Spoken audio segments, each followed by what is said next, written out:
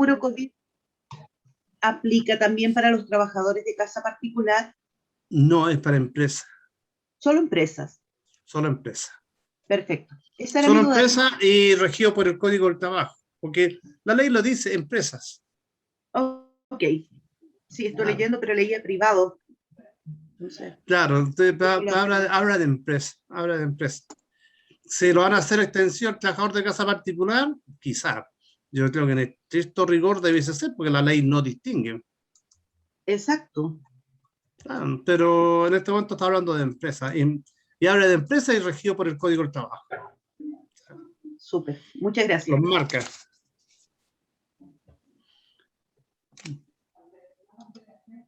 ¿Alguna otra duda? Hola. Sí, ¿con quién? Leslie. Con Leslie. ¿Cómo está? Bien, ¿y tú? Bien, también, gracias. A nosotros nos surgió una duda hoy día con respecto a lo que vimos ayer del pago del seguro del COVID. Ya. Nosotros tenemos gente con licencia histórica, así que llevan, no sé, más de 6 meses con licencia. ¿A esa gente nosotros le tenemos que contratar el seguro también o una vez que retornen al trabajo le contratamos el seguro?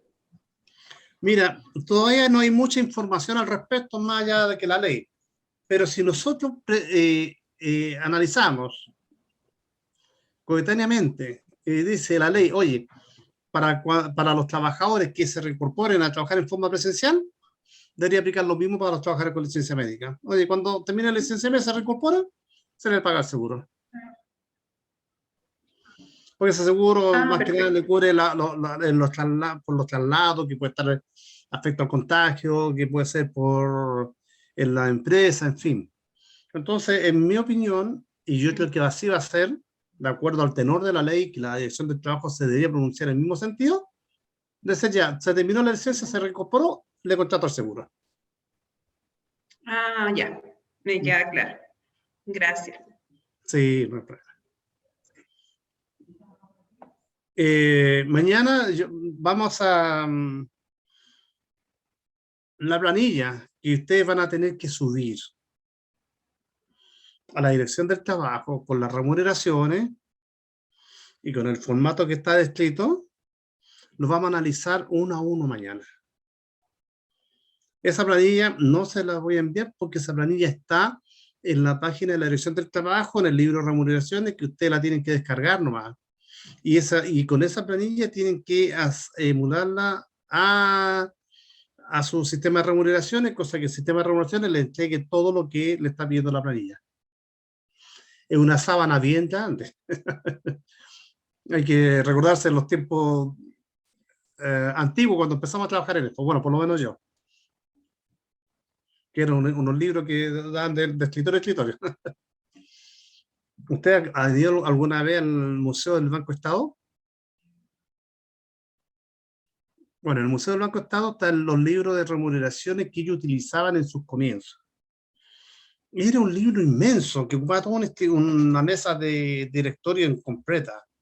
Entonces habían dos trabajadores en la línea de haberes completando los haberes y dos trabajadores en la línea de descuentos completando los descuentos. Imagínense. Y ahora con la comodidad que nosotros apretamos una tecla y ya.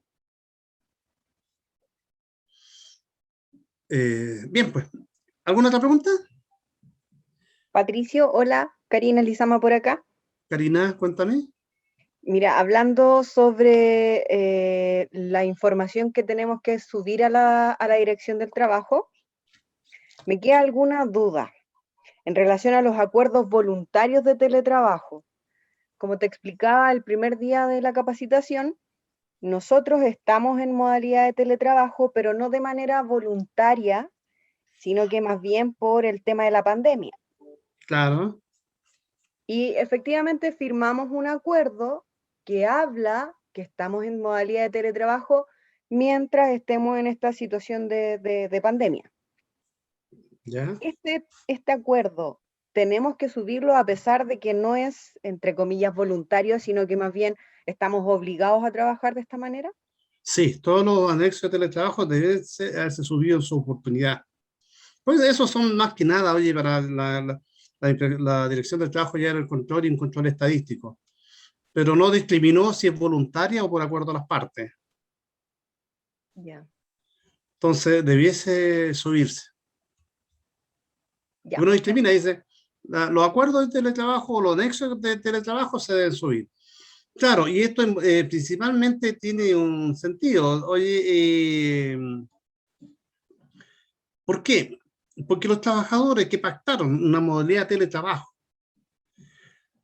al inicio de la contingencia y que estaban con contrato vigente antes del inicio de la ley de teletrabajo, cualquiera de las dos partes puede ponerle término a la modalidad de teletrabajo avisando a la otra parte con 30 días.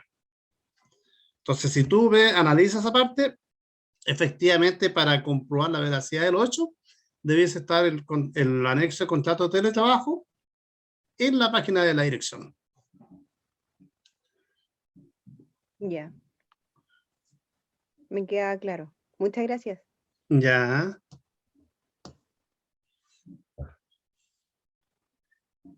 Bueno, si no hay más preguntas. Don Patricio, Ah, Jimena me dice, Jimena, no, libro eterno que había que llenar. Sí, libro eterno. Sí, dime, ¿quién habla? Valentina, Valentina. mire, tenía una consulta. ¿El seguro que hay que contratar por trabajador debe incluir a los estudiantes en práctica que se encuentren momentáneamente en la empresa? Los estudiantes en práctica no ostentan la calidad de trabajador. Es una ampliación de su plan de estudio. No son trabajadores. Ah, ok, muchas gracias. Claro, entonces no aplica.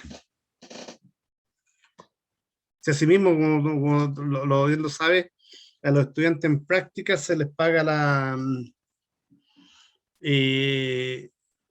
se les compensa la prestación de la colación e inmunización por una boleta de honorario, porque no puede ir en el libro de remuneraciones, no puede pagársele cotizaciones previsionales porque no se consideran trabajadores.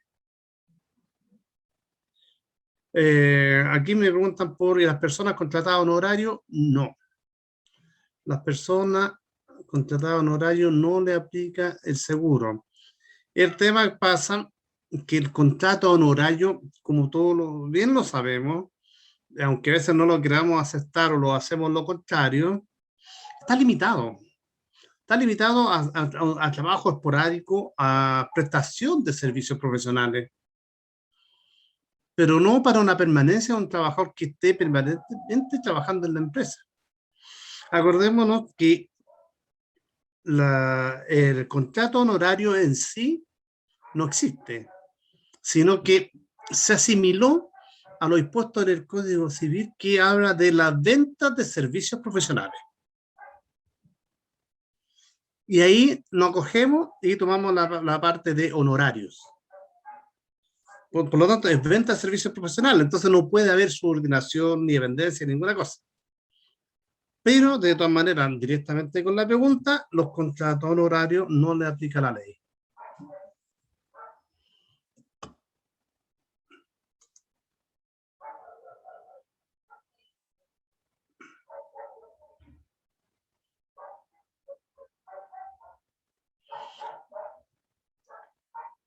Me pregunta, ¿el seguro COVID solo aplica en caso de muerte, incapacidad, en caso de licencia no hay devolución de gasto?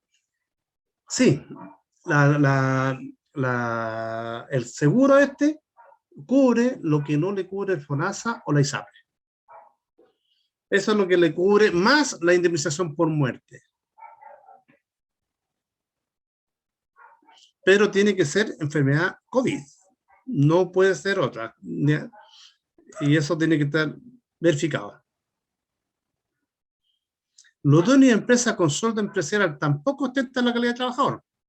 Entonces tampoco hay obligación de contratar seguro COVID para ellos. Efectivamente, porque este es un seguro que contratan los empleadores en favor de sus trabajadores.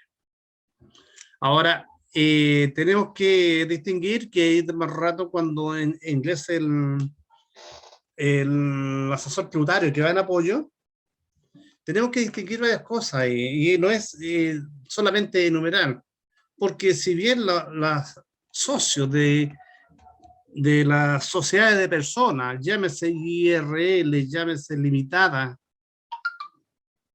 a ellos le aplica la remuneración empresarial.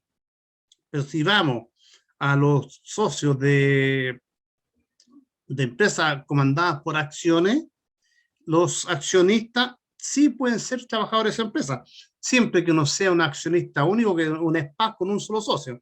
No, que ahí no puede cotizar como socio, pero en realidad, en el fondo, es un socio y no un trabajador. Entonces ahí hay varias cosas que ver. Bien. Ahora, ayer cuando nos vimos la ley del seguro, que nosotros la conocemos por ley del seguro, pero yo le llamaría ley COVID o ley tal como tiene su nombre, del regreso protegido al trabajo presencial. Nos saltamos una ley, que es una antes, que es la 21.341, que reemplaza al artículo 66 ter. Y el actual artículo 66 ter pasa a ser el artículo 66 quater. Se ve la presentación en la pantalla, ¿no es cierto? Sí. Ah, ya. Sí. Entonces, el artículo 66 ter, que viene a regular ahora, que son permisos para cuando hayan campañas públicas de inmunización a través de vacunas u otros medios. Usted ve que quedó permanente, no la asoció solamente al COVID. Para control y prevención de enfermedades transmisibles, todo trabajador o trabajadora que se encuentre dentro de la porción objetivo de esa campaña tendrán derecho a medio día de permiso laboral para su vacunación. A este derecho le serán aplicables las reglas del inciso segundo y siguiente del artículo anterior, salvo que el aviso al empleador deberá darse con al menos 2 días de anticipación. Porque hasta el momento, como la vacunación era voluntaria,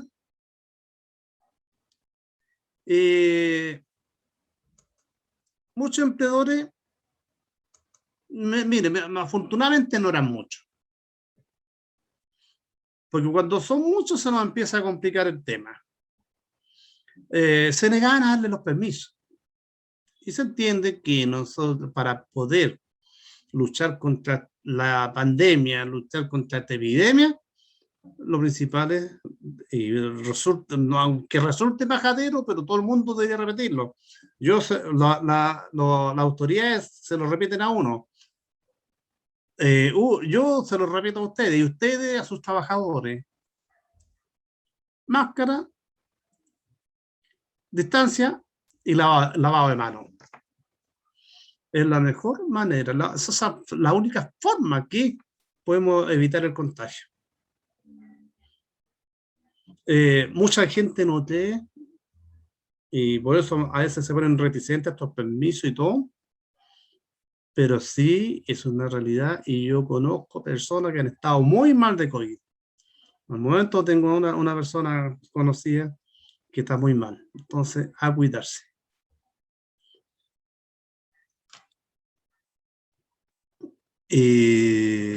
Alejandra, ahí en Costa Rica, ¿cómo anda el contagio? Anda, para Costa Rica, que es tan pequeño el país, sabemos aproximadamente 5 millones de habitantes, el contagio está bastante grande, ya las UCIs están llenas y más bien están hicieron como un convenio con los hospitales privados para ver si el público puede enviar a los hospitales privados gente que no tenga COVID para que sean atendidos, para agarrar esas camillas y poder atender a los que tienen COVID. Aquí anduvo el secretario del Estado de los Estados Unidos porque está ofreciendo vacunas para Latinoamérica, para Centroamérica. Y entonces ha estado como 2 días aquí porque está ofreciendo vacunas porque el tema de vacunación va muy lento y se infectan aproximadamente entre 3.000 y 4.000 personas por día y se mueren aproximadamente anda por los 20, 30 personas por día. O sea, si vemos la población que tienen ustedes versus nosotros, que está la población que no está en Chile, Ujú. ustedes están mucho más complicados, Sí, estamos bastante complicados. porcentualmente. Sí, exacto. Tanto así, bueno, tengo un compañero de trabajo que hace 22 días murió de COVID. Uf, Sí, era una posición de gerencia y le dio COVID, duró 15 días hospitalizado, le tuvieron que hacer la traqueotomía, es que le llaman, ¿verdad? sí. Le hicieron eso y a los 3 días de la traqueotomía murió. Sí, Qué lástima. sí, Bueno, sí, entonces, qué es lo que quiere decir eso? A cuidarse. claro. Nada más, sí, a cuidarse, sí, eso es todo. Bien. Respecto a la reconsideración administrativa de multa, retomando que esto lo vimos ayer, pero para que retomemos desde ahí, sabemos que la presentación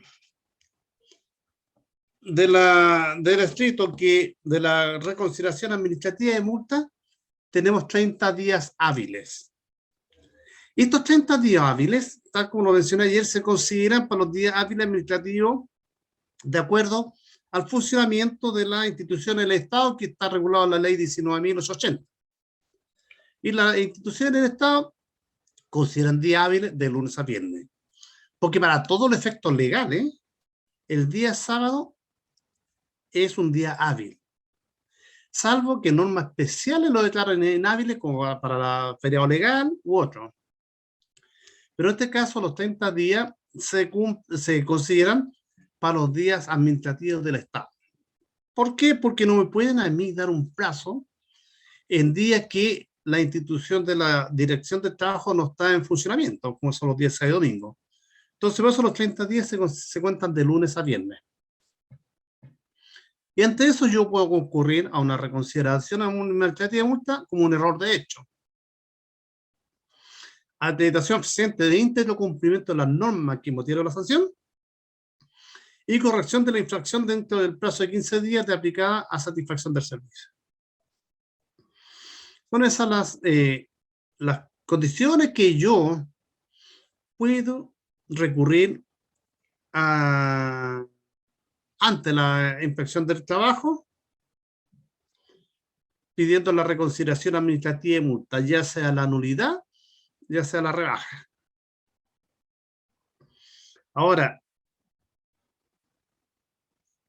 si no tengo éxito dentro de la dirección del trabajo y yo fehacientemente entiendo y he hecho los análisis que las multas no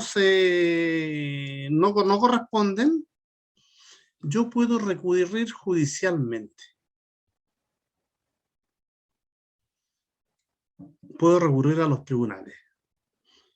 Pero ahí la parte perdedora va a pagar las costas judiciales. Si yo tengo que estar seguro de que mi reclamación y que encuentro que no se ajusta a derecho o hay una injusticia en la aplicación de la medida, en la aplicación de la multa. Y para la reclamación judicial, tal como lo pongo ahí, existe la concurrencia de 2 presupuestos procesales cumulativos para que sea admitida tramitación. Primero, la reclamación debe deducirse dentro del plazo de 15 días corridos contados desde la fecha de notificación de la multa al infractor. Y la reclamación debe dirigirse en contra del jefe de la inspección provincial o comunal a la que pertenezca el funcionario que aplicó la sanción. O sea, yo no voy a ir a reclamar en contra del fiscalizador que me aplicó la multa. Voy a ir en la reclamación en contra del jefe de él. Y el tribunal tendrá que resolver y el jefe de la inspección respectiva tendrá que responder por la multa. Si el reclamo no reúne los requisitos precedentemente mencionados, el juez de oficio y sin más trámite deberá tener por no presentar la demanda para todos los efectos legales.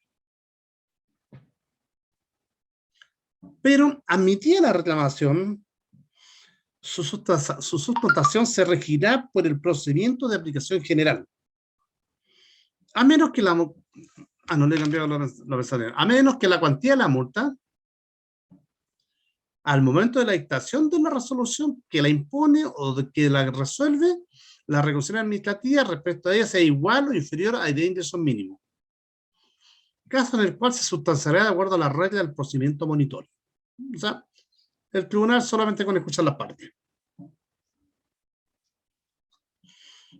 En contra de la sentencia que resuelva una reclamación, se podrá recurrir conforme establecido el artículo 502 del presente código.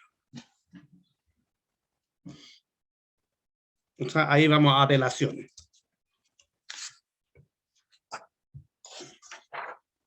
También tenemos otra instancia que es el recurso extraordinario de revisión. ¿Qué es lo que es esto?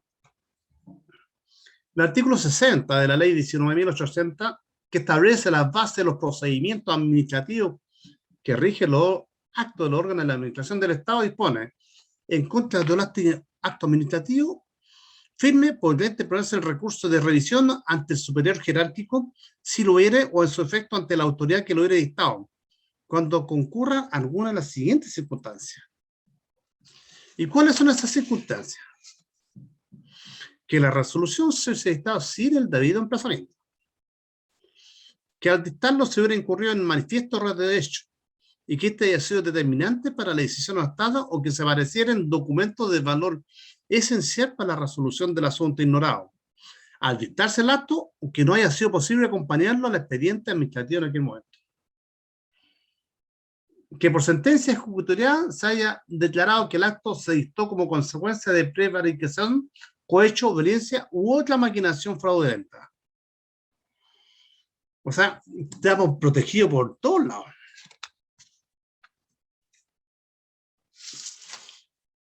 Que la resolución haya influido de modo esencial documentos o testimonios declarados falsos por sentencia ejecutoriada, posterior a aquella resolución, o que siendo anterior no hubiese sido conocida oportunamente por el interesado. El plazo para interponer el recurso será de 1 año, que se computará desde el día siguiente a aquel en que se dictó la resolución. En los casos de la letra A y B, respecto a la letra C y D, dicho plazo se contará desde que la sentencia quede ejecutoriada, salvo que ella preceda la resolución cuya revisión se solicita, caso en el cual el plazo se computará desde el día siguiente de la notificación de esta. Bueno, pero aquí tienen que hacerse presentar por un abogado. Esto no lo pueden hacer directamente.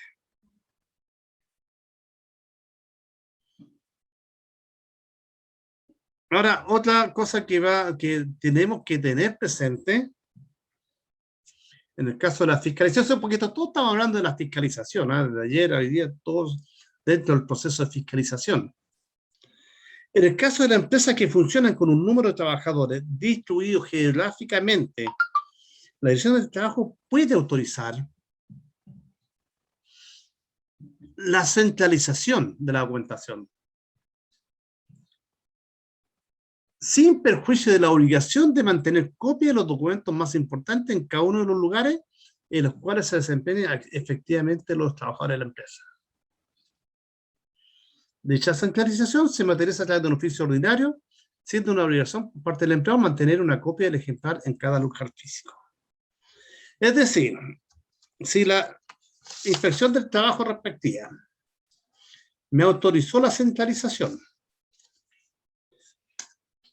en el formulario de solicitud de centralización siempre está el lugar que yo ofrezco para mantener la documentación. Si yo tengo sucursales en 2 o más regiones, cuando pido la centralización digo yo, ya, oye, la documentación yo la voy a tener en la casa matriz, que puede ser que esté en Santiago, en Antofagasta, en Puerto Montt, en fin. Pero yo tengo que decir, oye, la documentación se va a mantener en casa matriz, ubicada en tal dirección, en tal ciudad. Pero también tengo que ofrecer dentro de la centralización, la solicitud de centralización, que voy a mantener dentro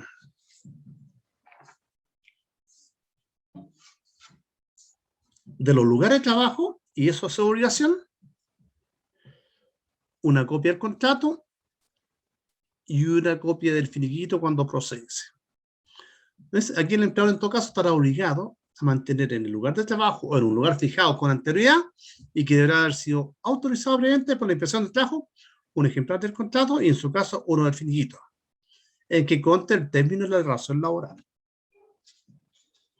Muchas veces me han dicho a mí, oye, pero es que yo no tengo la obligación de emitir un finiquito. Esa obligación existe siempre. Habiendo un contrato de trabajo, tiene que haber un finiquito. Así haya durado la relación laboral 15 días, tiene que haber un finiquito. La diferencia con respecto a los demás es que con relaciones laborales menores a 30 días, no se requiere que los finiquitos sean ratificados por un ministro de fe. Esa es la diferencia que hace con los otros.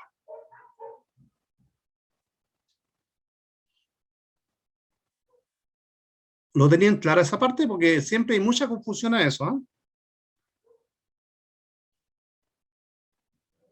Quiero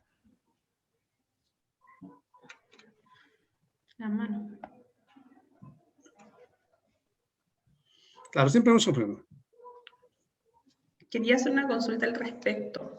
Por ejemplo, nosotros acá tenemos harta rotación de personal, que por ejemplo a veces trabaja 20 días y se va y no volvió nunca más. O sea, dijo que se iba a retirar, que iba a presentar la carta de renuncia y nunca más volvió. Entonces, en ese caso, nosotros, bueno, cuando corresponde hacer el finiquito, lo mandamos a la notaría, mandamos la carta, pero a veces las personas nunca se acercan a firmar el finiquito. ¿Cómo tenemos nosotros un respaldo de eso? Mira, Porque nunca... sí, hay un adagio del derecho laboral, dice que a lo imposible no se puede obligar. Uh-huh. Y hay muchas veces que los trabajadores o porque no saben, o porque se fueron lejos, les dieron los monos y se fueron lejos, o cualquier otra cosa, y no vuelven a firmar el finiquito. Yo tenía un caso que hace un tiempo atrás de una empresa que tenía más de 10 millones de pesos de finiquito impago.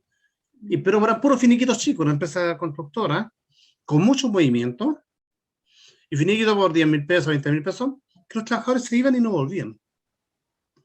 Entonces le digo yo, me decía, oye, pero podemos pedir la prescripción.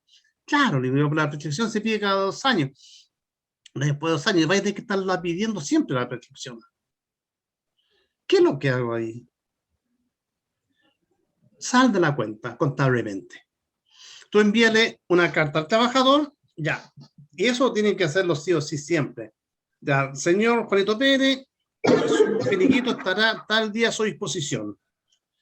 Ya, tiene que ser antes los 10 días y en el lugar donde va a estar. Máximo 10 días. Yo digo, ocupen 8 para que tengan 2 de holgura. ¿Ya? Si no se presentó a firmar el finiquito, ustedes le reiteran con una carta certificada, con copia de inspección, señor Juanito Pérez, le recuerdo que usted tiene pendiente su finiquito de su ratificación y firma desde tal día con un monto a su favor de tanto, o de 0 pesos o lo que sea. Y se lo envían por correo certificado y con copia de inspección.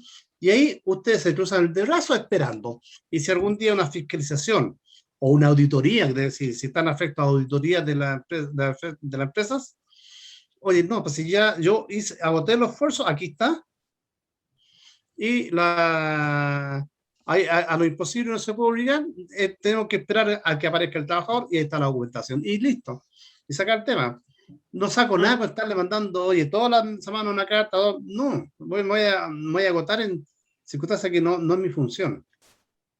O sea, basta con la carta que yo tenga certificada con copia a la inspección, que la avise. Por ejemplo, tengo varios finiquitos que no han sido cobrados, algunos chicos y otros no tanto, pero con esa carta yo me respaldo ante una fiscalización que el trabajador es el que no asistió a Exactamente.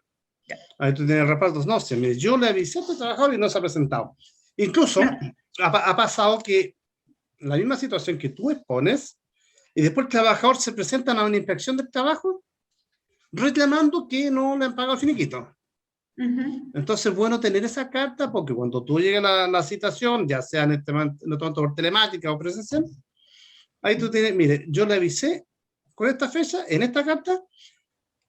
Para empezar, le dice tú, en la carta de término contrato decía la fecha de pago del finiquito. Como él no se presentó, le reiteré con esta otra carta y él aún no se presentó. Y ahí no voy a hacer nada del fiscalizador en contra tuya. Ah, perfecto. Claro. Entonces, y cuando se le presenta mal, entonces le dije yo a esta empresa, oye, anda cerrando las cuentas, salda las cuentas. Y si en algún momento el trabajador se presenta a cobrar su finiquito, es más fácil activar la cuenta que estarla arrastrando todos los meses. Pero hay que esperar un tiempo prudencial. Claro. Ah, ya, ok, muchas gracias. Me preguntan, ¿y las planillas de cotizaciones también están en la centralización y tiene que dentro de la documentación? La centralización es la documentación laboral y previsional. Todo lo que tenga que decir con la relación de trabajo. ¿Por qué se autoriza esto? Porque tienen la empresa distribuido su giro en diferentes sucursales, por un lado. Y por otro lado, hay empresas que en los puestos de trabajo tú no puedes tener información. Como son las empresas de seguridad. Tú no puedes tener la información en la garita de seguridad de cada empresa que tú estás trabajando. Entonces ahí tienes que pedir la centralización. Lo marítimo. Tú no puedes tener toda la documentación en todos los barcos. Entonces ahí, en todos esos casos se pide la centralización. Mira, y aquí esto va a decir mucho. Conforme lo señalado en el inciso anterior, cuando exista la necesidad de centralizar la documentación laboral y previsional en razón de tener organizado su giro económico en diversos establecimientos, sucursales o lugares de trabajo, o por razones de administración, control, operatividad o seguridad, o que sus trabajadores prestan servicio en instalaciones de terceros o lugares de difícil ubicación específica o carentes de condiciones materiales en las cuales mantener adecuadamente la referida documentación, como labores agrícolas, mineras o forestales, y de vigilancia, entre otras, las empresas podrán solicitar a la Dirección del Trabajo autorización para centralizar los documentos antes señalados y ofrecer mantener copias digitalizadas de dichos documentos laborales y previsionales. Para este efecto, el director del trabajo, mediante resolución fundada, fijará las condiciones y modalidades para dicha centralización. Como pueden ver, es bien amplio. Entonces, si nosotros no exponemos una multa por no tener la documentación, oye, nosotros no podemos tener la documentación en la empresa porque no tenemos las condiciones. Perfecto, no tenemos las condiciones. Pero pido la centralización. Pido la centralización y estoy acogido a la ley.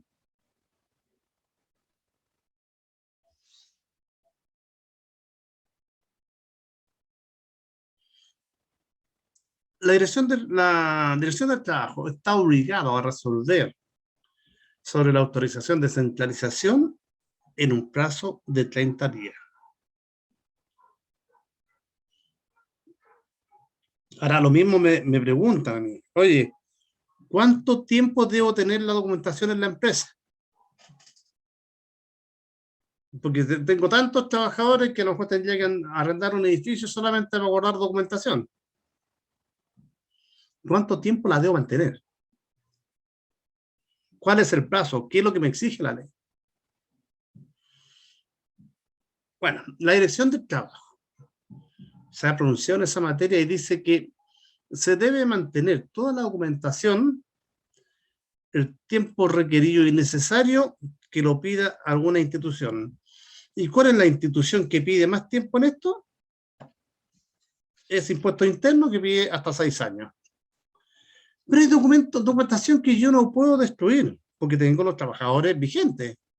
A lo mejor hay documentación que yo puedo destruir de trabajadores que ya no están en la empresa, ¿ya?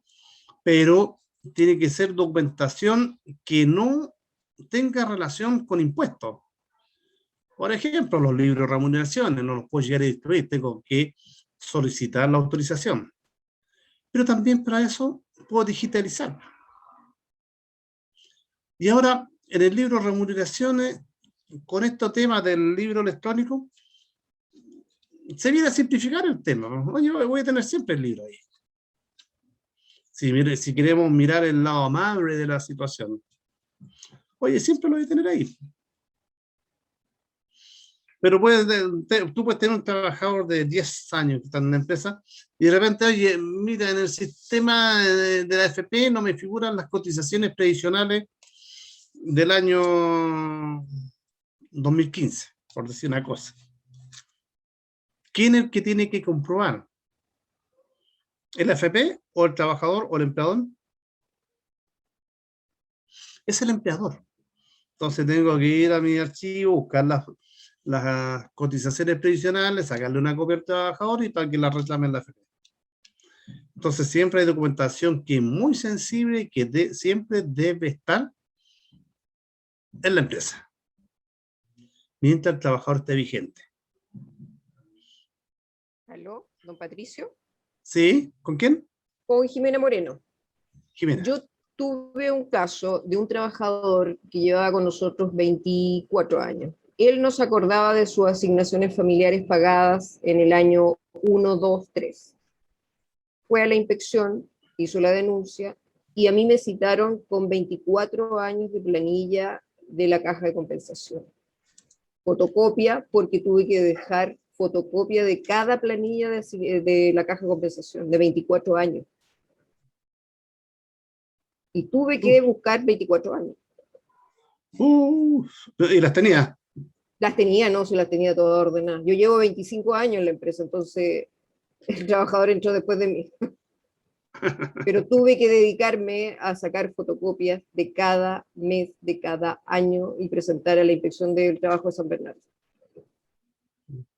Claro, y nosotros ahora con la tecnología podemos pedir la autorización para digitalizar.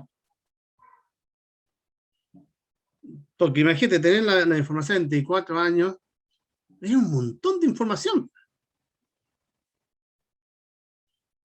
Sí, de hecho tengo una bodega con información. Claro, porque imagínate, si tú pierdes los comprobantes de feriado legal, el trabajador te lo reclama y tú no puedes demostrar que el trabajador efectivamente usó su feriado legal, vas a tener que pagarle todos los años. Sí. Entonces hay documentación muy sensible que sí o sí no la puedes perder mientras el trabajador esté vigente. No, a mí la fiscalizadora cuando yo le dije, ¿quieres los 24 años? Fotocopia. Yo pensé que me estaba haciendo una broma, y no, me dijo, o sea, quiero los 24 años fotocopia. Y tuve que sacar 24 años en fotocopia. Pero la caja de compensación no te podía emitir un certificado al respecto. No, ella quería la planilla, la fiscalizadora quería la planilla. Es que el fiscalizador, mira, lo que pasa, Jimena, que la inspección del trabajo tiene la facultad, claro, de pedirte toda la documentación laboral y previsional y contable y comprobar que tú efectivamente has cumplido. Pero hay cosas que muchas veces son inmaterialmente imposibles. Entonces, pero si la institución previsional, ya en este caso la caja de compensación me emite un certificado que a ese trabajador nace deuda y que se le han sido pagadas las asignaciones familiares desde el año 80 a la fecha, la inspección del trabajo tiene que aceptarla. Mira, ella trabajó durante 30 días con la fotocopia, hizo cálculos que según ella encontró diferencias cuando hubo licencias médicas, hubo que recalcular con intereses las diferencias a la fecha que ella calculó, y nosotros en el fondo, para no hacernos problemas, aceptamos los cálculos que ella hizo y pagamos, en el fondo, para que era como una diferencia, no sé, de 800.000 pesos en 25 años. ¿Cuánto? 800.000 pesos en 25 años. Pero esa es antojadizo, o sea... Sí, exactamente, fue antojadizo de ella, de la fiscalizadora. Pero tú sabes que tú puedes, mira, entre paréntesis,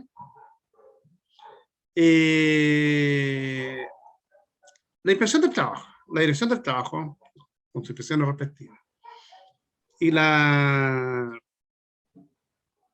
los tribunales laborales son creados para defender y proteger la parte más débil de la relación laboral. ¿Y cuál es la parte más débil? El trabajador, ¿no es cierto? Estamos de acuerdo. Pero, todo dentro del marco legal y consecuente a lo que se puede pedir y a lo que no se puede pedir. Si yo voy a pedir 24 años de documentación, ahora, si ella es la fiscalizadora, no puedo haber dicho, oye, tiene que pagar estos 800.000 pesos que le determina, él demuestre, ¿cómo hizo el cálculo? ¿Qué pasó? Porque las asignaciones familiares se pagaron dentro del valor que correspondía a aquellos años.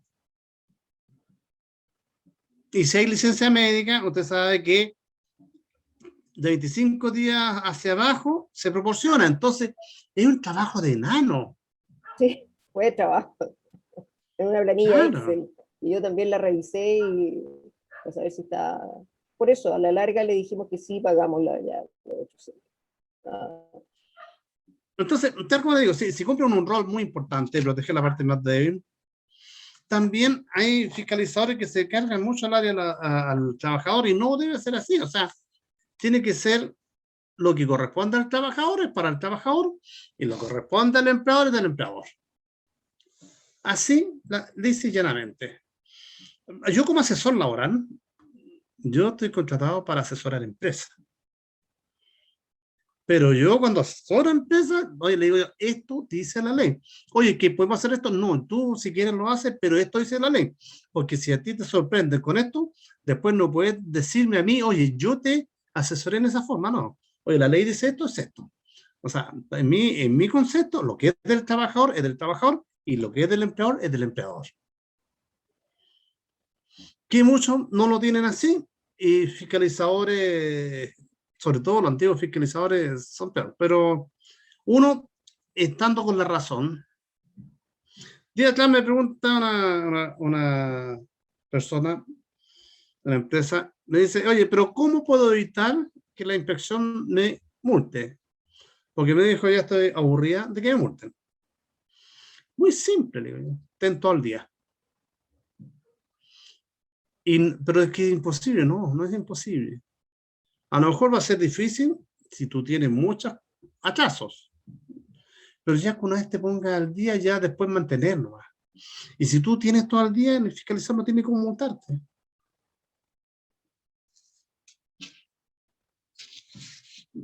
Aunque yo siempre he dicho, cuando lo quiere multar a uno, le van a buscar por todos lados, pero si podrían, ya serían cosas menores, no gravitantes. Pero por eso digo, no le podemos restar la importancia de que tienen estas instituciones.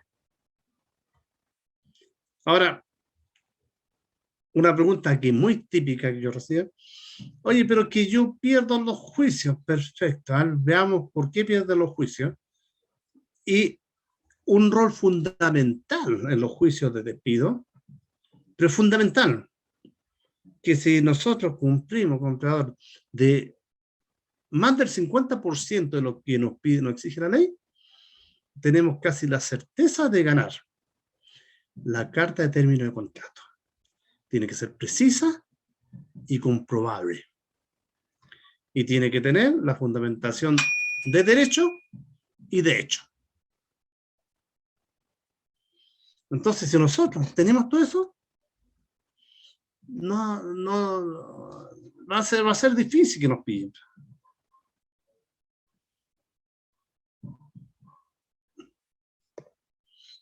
¿O no? ¿Dicen ustedes?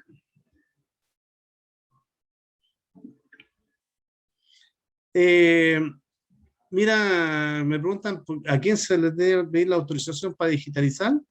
Depende de lo que vamos a digitalizar. Entonces, tiene que ser el impuesto interno o la dirección del trabajo.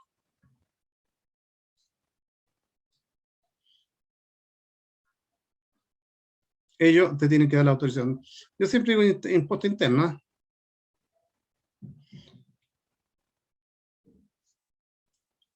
Pero mejor tener las dos, impuesto interno y la dirección del trabajo.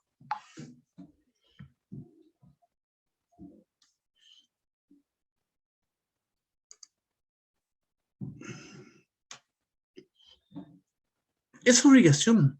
Esta es una pregunta que está en la página de la Dirección del Trabajo.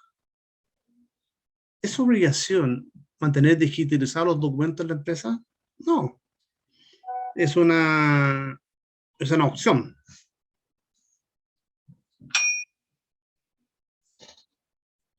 Es una opción. Dice, el legislador en la parte pertinente de la modificación de la ley 20.096, que habla de la digitalización de los documentos,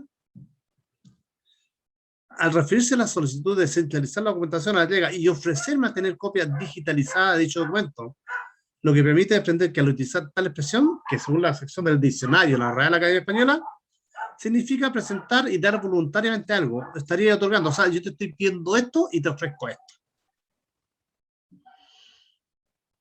Pero tal como dice la respuesta, pero en todo caso no existe la obligación.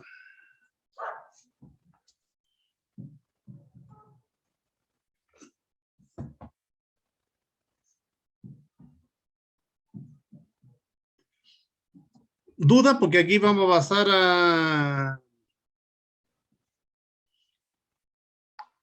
a lo que es el libro de remuneraciones. Entonces, para que dejemos todo clara esta parte.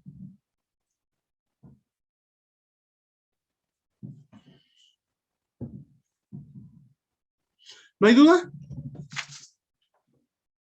Perfecto.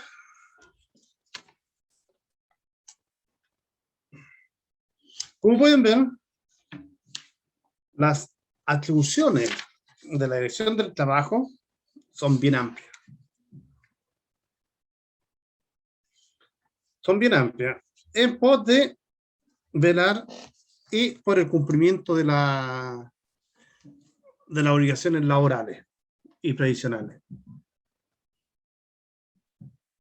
¿Se imaginan un mundo laboral sin inspección del trabajo? Se produciría una anarquía en el mundo del trabajo. O sea, nadie controlaría nada. Nadie controlaría nada.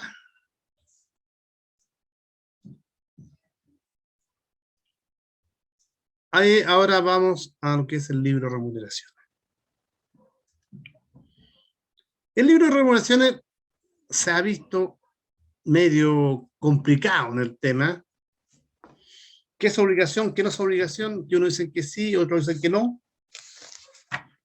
Yo digo, en este momento la Dirección del Trabajo siempre ha dicho que es obligación, pero no con la fuerza que lo debe decir. Pero sí o sí, el libro de remuneraciones va a ser obligación. Nos guste o no nos guste, lo queramos o no lo queramos, va a ser obligación. ¿Y esto por qué? Por la digitalización de toda la documentación, todo el mundo informático, y que tiende a facilitar la guía. Lo que me decía Jimena recién. Oye, si yo tengo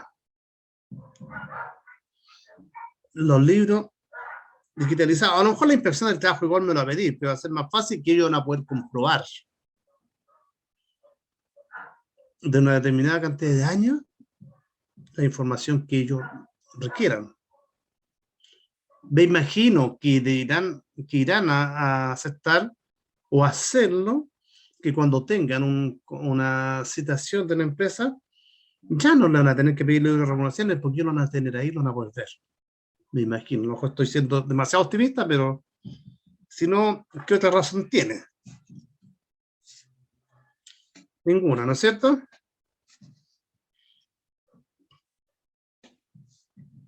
Bueno.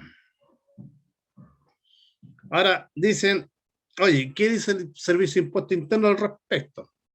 ¿Qué dice la Dirección del Trabajo? Bien, el Servicio de Impuesto Interno publicó la resolución exenta número 29.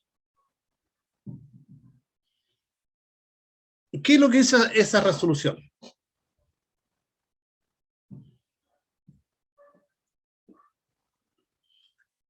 Dice, a través de la cual autoriza a los contribuyentes a llevar el libro de remuneraciones de forma electrónica con base en los términos y requisitos que estableció la Dirección del Trabajo. La ADT le denominó al libro como libro de remuneración electrónico, LR. El Servicio de Impuesto Interno se reservó el hecho de que tal registro electrónico debe contener a lo menos la información que se contempla en las declaraciones juradas 1887 sobre renta, el artículo 42. Número 1. Sueldo, otro componente de la remuneración y retención en impuesto único segunda categoría de la ley. Asimismo, agregó que se entenderá cumplir la obligación del timbraje de este libro con el envío y recepción del libro electrónico por parte de la Dirección del Trabajo. Es decir, si yo me adhiero ahora y si se adhieran a fin de año, da lo mismo porque ahora tienen que ingresar todo el año 2021 y ahí van a ver más adelante que hay situaciones que le exigen ingresar en el año 2020, por tener un comparativo. Me voy a ahorrar el trabajo que significaba foliar y mandar a timbrar las hojas. Ya no va a ser necesario, porque va a estar en la página de Dirección del Trabajo y van a estar en línea con el Servicio de Impuesto Interno. Entonces, dice el Servicio de Impuesto Interno autoriza a los contribuyentes. Autoriza, entonces ya con esto, que este es un libro que está en los dos límites, tanto de impuesto interno como la Dirección del Trabajo, pero más de impuesto interno, porque impuesto interno se dedica solamente a timbrarlo, pero igual la revisión y la validación de todos los componentes del libro lo revisaba impuesto interno también. Entonces, ya si impuesto interno se abrió con esta resolución, es mejor que nos vamos acostumbrando y vamos viendo la factibilidad de acogernos al libro. Mientras antes mejor, porque esto va a ser obligatorio sí o sí. Entonces, tenemos en este caso que contemplar dos diferencias. Libro auxiliar de remuneraciones y libro de remuneración electrónico. El libro auxiliar de remuneraciones, registro de naturaleza contable y de carácter obligatorio para aquellos empleadores con 5 o más trabajadores que satisface objetivos normativos en el ámbito laboral, previsional y tributario. Impreso en hoja foliada y timbrado por el Servicio de Impuesto Interno, cumpliendo los demás requisitos, de forma para su presentación y validez. Y el libro de remuneración electrónico dice que plataforma electrónica puesta a disposición de los empleadores en el portal web de la Dirección del Trabajo, a fin de que estos informes estandarizada y mensualmente los pagos de remuneraciones efectuados a sus respectivos trabajadores con carácter de equivalente en soporte electrónico de la obligación contenida en el artículo 62 del Código del Trabajo. La incorporación de este sistema electrónico de registro reemplazará íntegra e irrevocablemente al libro auxiliar de remuneraciones a partir del primer día del año calendario de incorporación al sistema electrónico de registro. Como pueden ver, y pueden apreciar en la resolución exenta anterior y en estos componentes, que esto va a ser una obligación que sí o sí se va a aplicar. ¿Alguien lo está haciendo ya o todavía estamos esperando?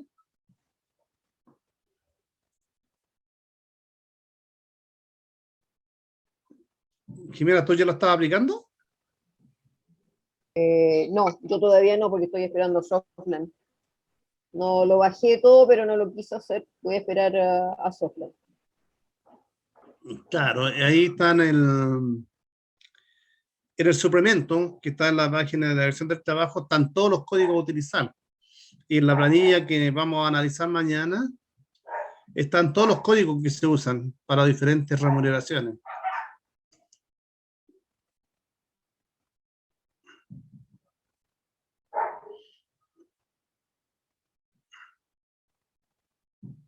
Ah, ya un compañero ya envió a abrir, qué bueno.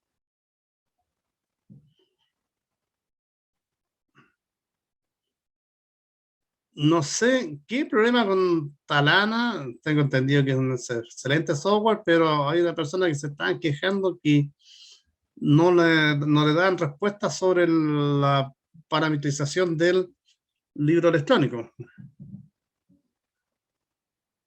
No sé qué pasará ahí.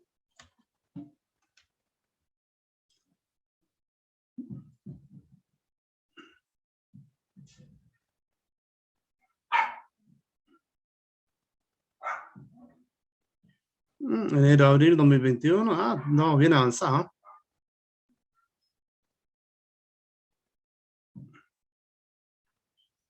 Sí, hay uno que dice que a contar de abril, otros dicen que a contar de agosto. Aquí lo vamos a ver más adelante, que como lo especifica la Dirección del Trabajo.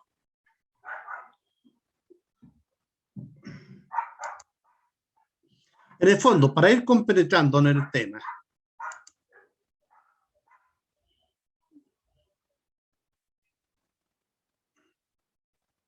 Nadia, está bien, yo te entiendo que enviaron a abril, pero al enviar a abril, te estás obligando a subir enero, febrero y marzo. O sea, tienes que subir todo el año.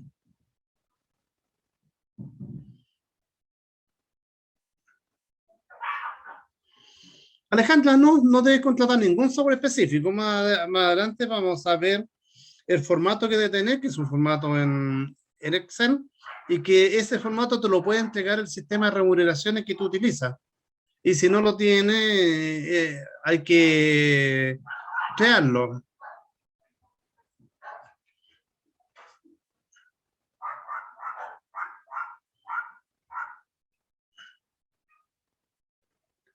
Sí, te entiendo, José, te entiendo, hay mucha gente que lo dice así, pero al enviar un mes, inmediatamente te obliga a enviar los otros, los anteriores.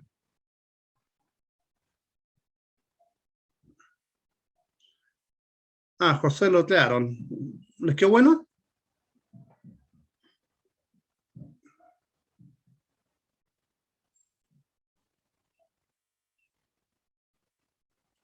Claro, ¿viste? José subió de enero a abril. Sí, eso, si en el fondo hay que subir todo el año.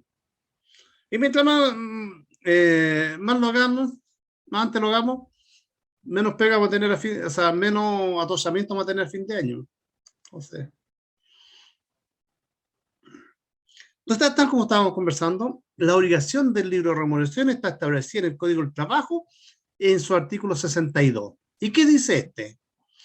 Todo empleador con 5 o más trabajadores deberá llevar un libro auxiliar de remuneraciones, el que deberá ser timbrado por el Servicio de Impuestos Internos. Las remuneraciones que figuran en el libro a que se refiere el inciso anterior serán la única que podrán considerarse como gasto por remuneración en la contabilidad de la empresa.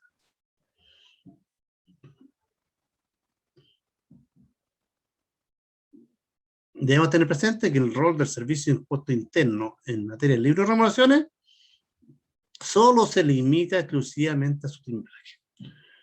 Claro, no es tan así porque también ve el pago de impuestos de cosas.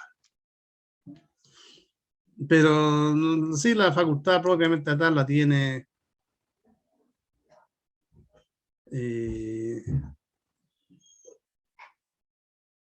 sí, Felipe, o sea, tiene que subirlo en la página de la ADT y tiene un link especial que dice libro de remuneraciones.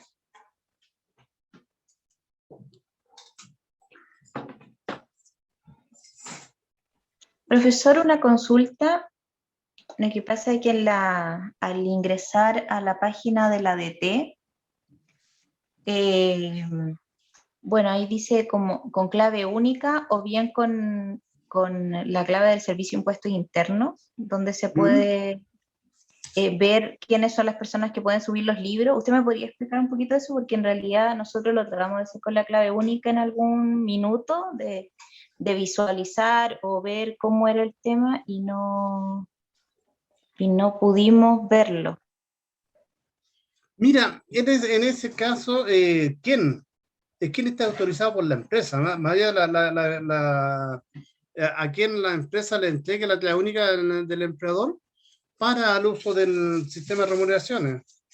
Entonces, ¿quién va a depender de la empresa? Ok, muchas gracias. La empresa, que es lo mismo cuando tú cualquier acción que debes realizar en la inspección del trabajo, ya sea para asistir a comparendo u otro, tú tienes que llevar una autorización simple. Y esa autorización es la que te permite. Acá te va a permitir el uso de la clave única. Que si el empleador te la entrega a ti, después no puede decir, oye, no, si usted se la entregó porque está autorizándola, ¿para qué?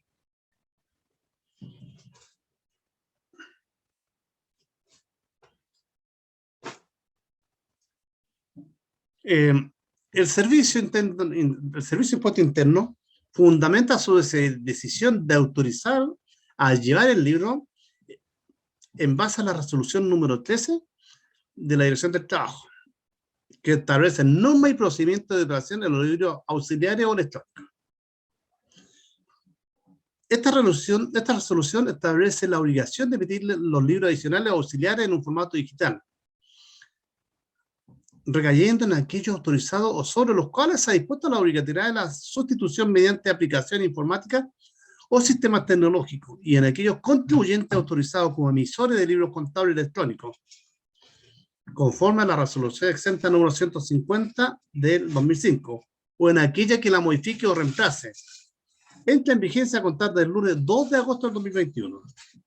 Ustedes me decían de abril, qué sé yo, de todo. No. 2 de abril del 2021. Pero eso no inhibe, que vamos a hacer vamos a ver más adelante, que vamos a tener que subir todo el año 2021. Sin perjuicio de que voluntariamente los contribuyentes obligados pueden efectuar emisión retroactiva de los libros adicionales auxiliares respecto a las operaciones del año 2021.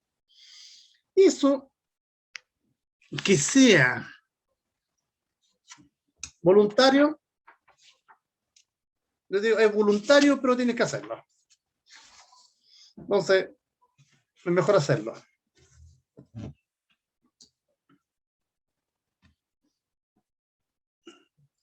Ahora, hay normas básicas que, si bien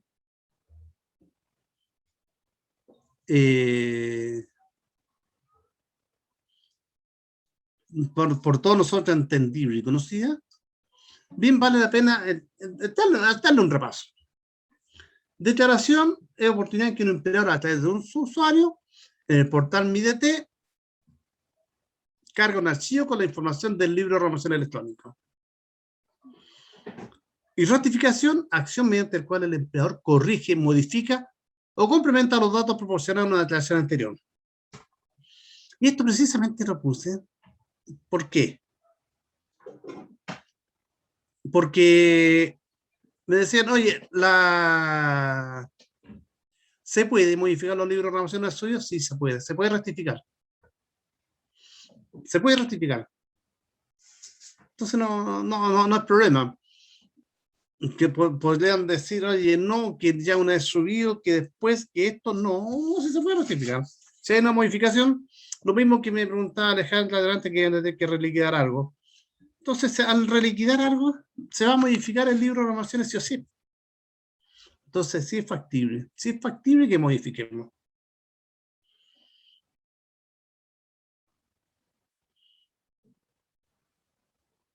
Bueno, la estructura. Mañana, cuando revisemos la planilla, que ya muchos la conocen ya, como he visto en el chat, nos va a quedar mucho más claro. Con el propósito de estandarizar el contenido y flujo de información, y sin perjuicio del detalle de campo que se escribirán en el manual o suplemento técnico, que se elaborará al efecto, el libro de renovación electrónica contiene las siguientes columnas principales. Principales, que son obligatorias. Identificación del trabajador destinada a la individualización y caracterización del trabajador, la naturaleza del contrato de trabajo y las condiciones generales de prestación de los servicios. Haberes, se deberá indicar todas las remuneraciones pagadas a cada trabajador, desagregadas al menos con base en los siguientes criterios: imponible y tributable, imponible y no tributable, no imponible y no tributable. Entonces, como pueden ver, no hay modificación al respecto del libro manual. Porque en el libro manual siempre tenemos la separación esa.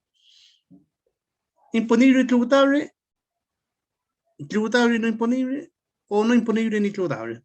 Siempre lo mantenemos, entonces ahora igual se mantiene este tema.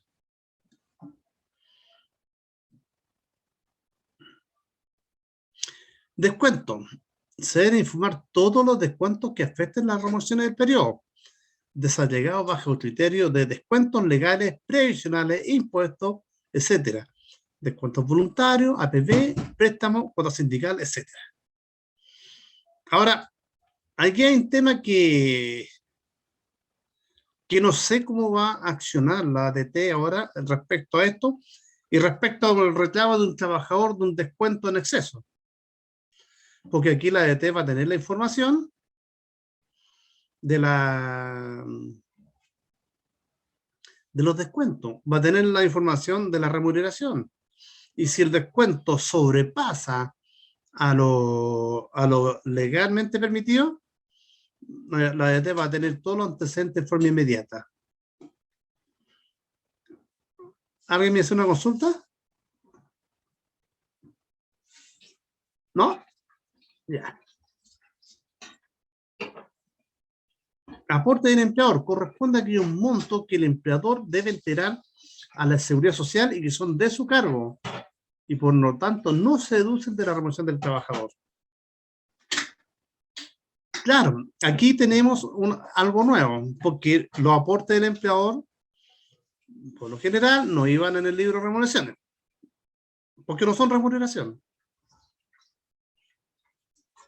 Ahora se incluyen.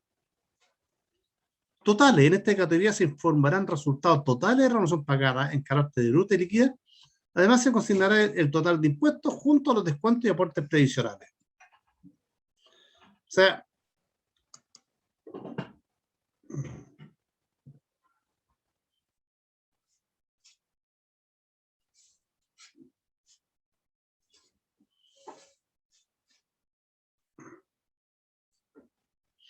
que yo siempre los incluyo en el libro de remuneraciones, que nunca los descuentos, los aportes patronales han ido en el libro de remuneraciones, esos se contabilizan directo, porque salen del resumen de las cotizaciones. Claro, tú lo puedes incluir, pero en el resumen, no en cada ítem. En el resumen sí puede ser.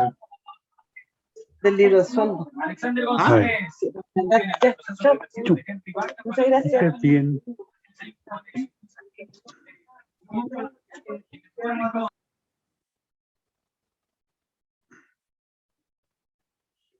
Entonces, claro, puede ser.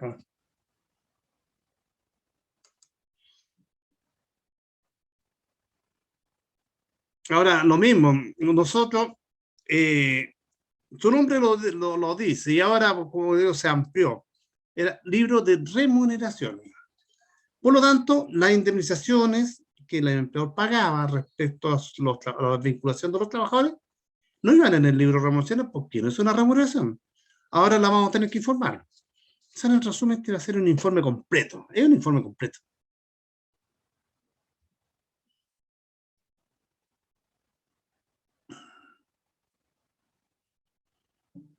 La información deberá ser enviada, transferencia de archivo SCB corta, antes de la medianoche del día 15 del mes calendario siguiente al que se verificó el pago efectivo de la remuneración. Esta transferencia de información tendrá una periodicidad mensual y su contenido estará constituido por el registro de todos los pagos de remuneraciones, asignaciones no remuneracionales, descuentos legales y convencionales efectuados dentro del mes calendario y respecto de cada trabajador.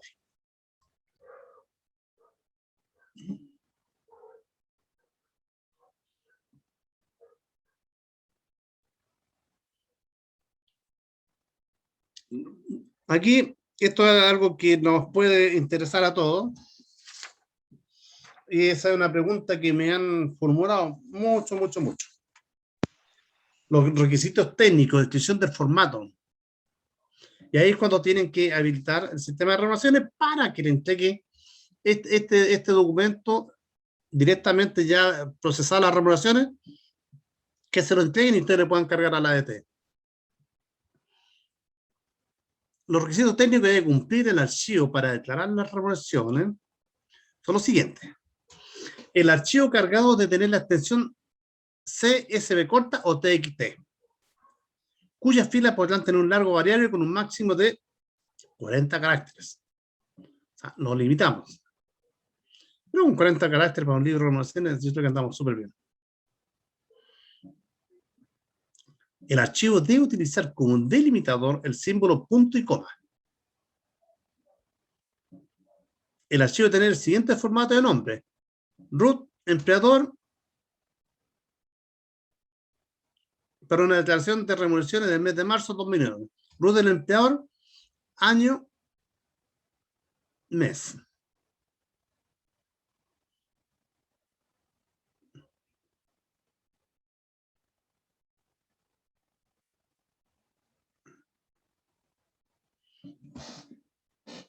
O sea, aquí tenemos el root del empleador, 61.502.002, del mes de febrero, o sea, del 2 de febrero, 21 de febrero, desde el mes de marzo del 2021. Root empleador, año, día y mes. El libro electrónico podrá vincularse y sincronizarse con software de mercado vía API, como otros portales estatales, o carga remoto desde software privado. O sea, nos está dando todas las facilidades y no complicarnos nuestra misión.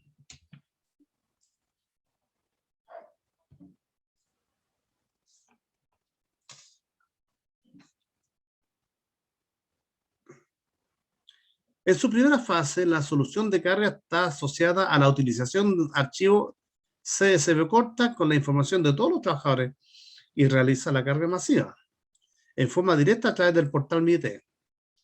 No obstante, la próxima evolución del trámite abordará la carga a través del servicio web API, permitiendo tanto a privados como a servicios públicos conectarse con la edición del trabajo para enviar o recibir información según corresponda.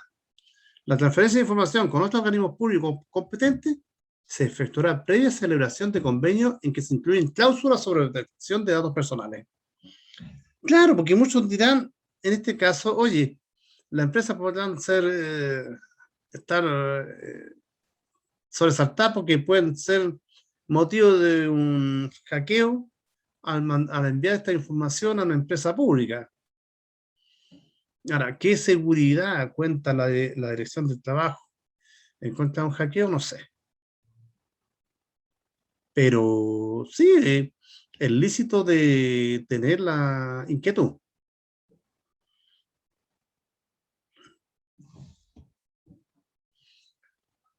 El ordinario 877, o el 6 como le llamamos nosotros, la Dirección del Trabajo de marzo, dice que conforme a la evolución del sistema normativo y las actuales herramientas y sistemas tecnológicos, resulta jurídicamente procedente que la obligación contenida en el artículo 62 del Código del Trabajo, consistente en la elaboración de un libro nacional auxiliar de reclamaciones, sea cumplida mediante proceso electrónico.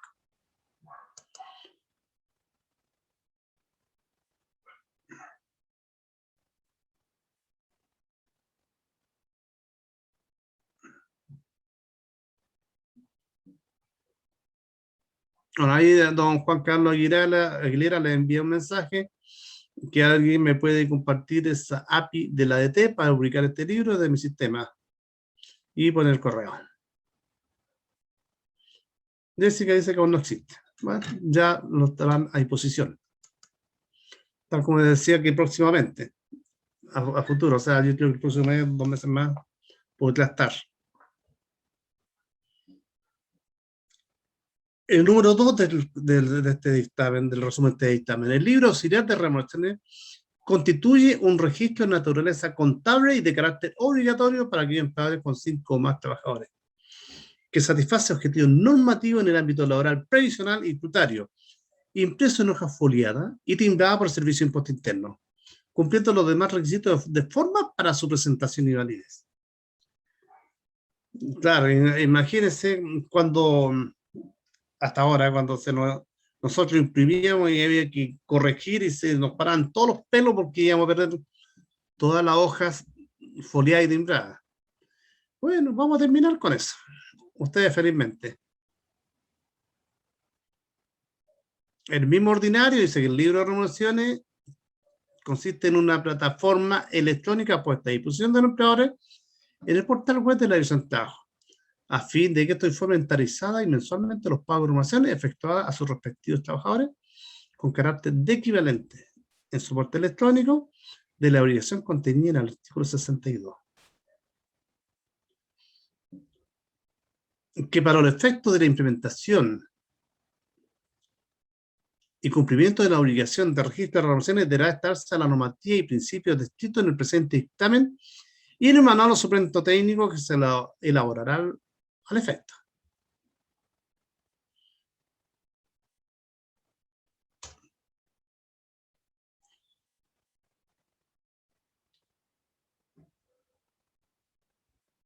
Entre el objetivo del registro que hace alusión al texto previamente reproducido cabe destacar: permitir que los organismos competentes verifiquen el pago de las remuneraciones y cotizaciones de seguridad social a que tienen derecho los trabajadores en virtud del contrato de trabajo.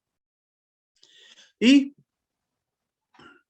determinar para efectos tributarios los montos que el empleador puede imputar en su contabilidad como gasto de remuneración.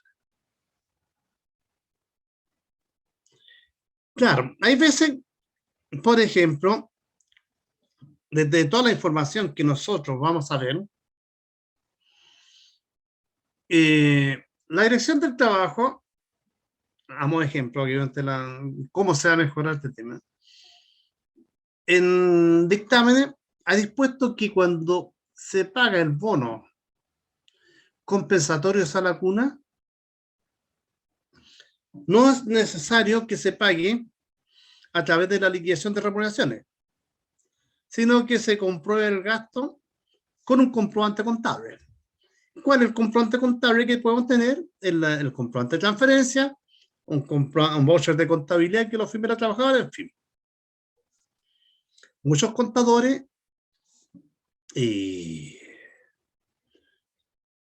decían a la empresa que lo ingresaran a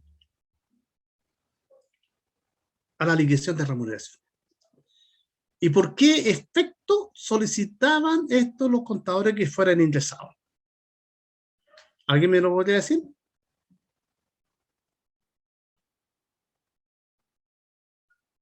Para el efecto de la contabilización de las DJ después al fin del ejercicio. Porque todo se simplifica y no tenés que andar buscando la información por fuera. La tenía todo ahí mismo en el libro de remuneraciones.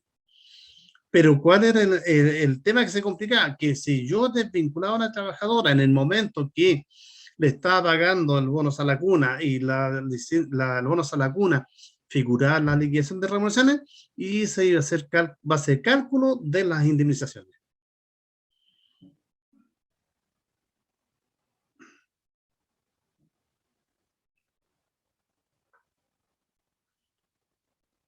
Ya. Sigamos. La B, determinar para efectos tributarios los montos que el empleador puede imputar en su contabilidad como gasto de remuneración. Con tal propósito, nuestro ordenamiento jurídico fija las características de forma y presentación que debe cumplir el libro, estableciéndose los primeros y segundos del artículo 7 del Decreto Supremo 375 del Ministerio del Trabajo. Un decreto supremo que muy pocas conocen, muy pocas personas conocen. El Decreto Supremo 375. Bueno, ahora que lo tenemos ahí, el Decreto Supremo 375 regula la forma y uso del libro de remuneración. Sí que no es malo que lo puedan bajar. Está vigente. De este modo, diversas normas jurídicas en la actualidad sustentan la procedencia jurídica de que la estructura del registro de remuneraciones que pagan los empleadores a trabajadores se materializa por medio electrónico y obligan a este servicio a realizar los actos conducentes a ello. Dentro de esta norma, y solo a modo referencial, podemos mencionar lo siguiente. Entonces, esto es bastante amplio, como pueden ver.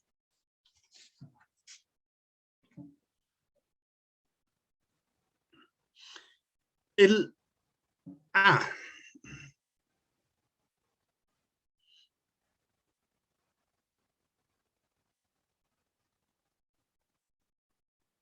un poquito, parece que me falla algo.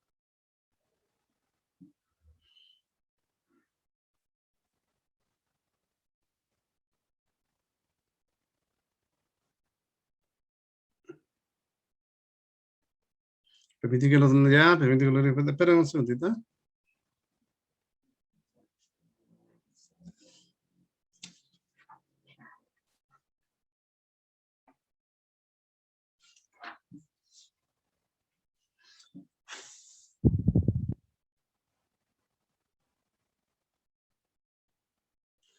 Ya. El ordinario sigue diciendo al respecto la ley 19.880, que al final se la van a terminar aprendiendo. Se les reitero, es la ley que regula los procedimientos de los administrativos que rigen los actos de los órganos de administración del Estado. Y el artículo 19 faculta para que los procedimientos administrativos se realicen a través de técnicas y medios electrónicos, para lo cual los órganos de la administración deben proveerse de los medios compatibles para ello. Y este es el fundamento de la ADT en su implementación de este libro.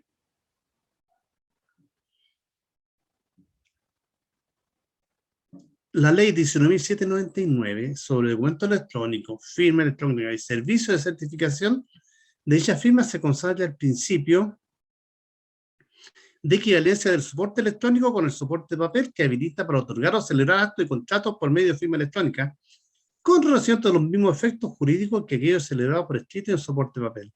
La ley 19.799 es la ley que reguló la firma electrónica, ya sea simple o avanzada, para los efectos de los contratos o cualquier otra acción que deben firmar los empleadores.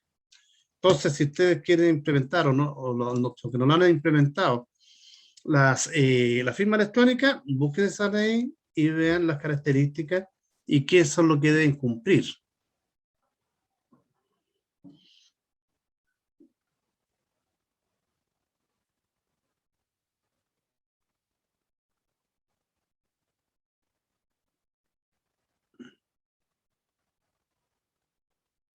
Del principio descrito en el párrafo anterior, solo se excluyen los actos de contratos, actos y contratos otorgados o celebrados en los casos siguientes. O sea, en los siguientes casos, en ninguna forma puede ser una firma digital. Aquello en que la ley exige una solemnidad que no sea susceptible mediante documento electrónico. Aquello en que la ley requiera la concurrencia personal de algunas partes. Y aquello relativo al derecho de familia. Ninguna de esas formas se permite la firma del libro electrónico.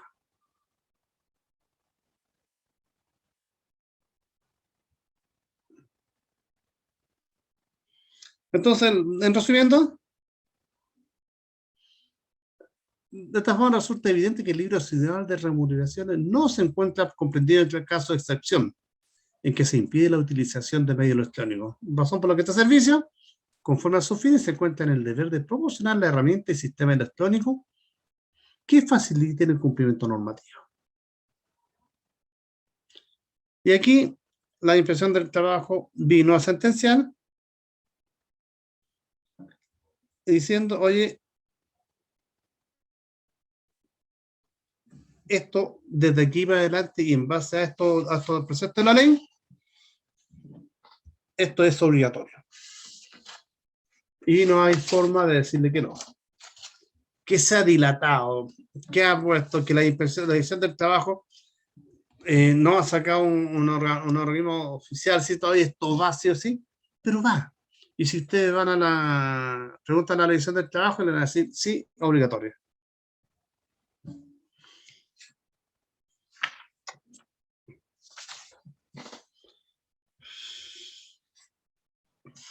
De esta misma forma, la resolución del Servicio de Impuesto Interno, número 29,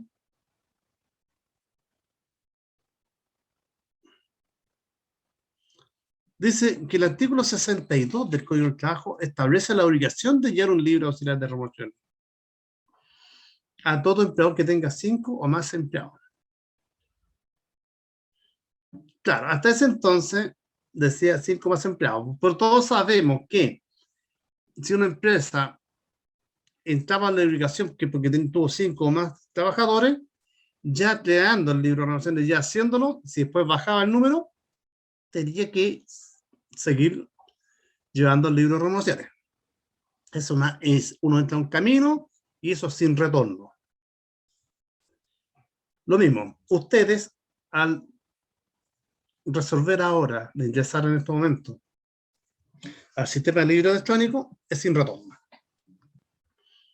Que, como le digo, de igual de todas maneras, aunque sea majadero, va a ser una obligación ahora ya.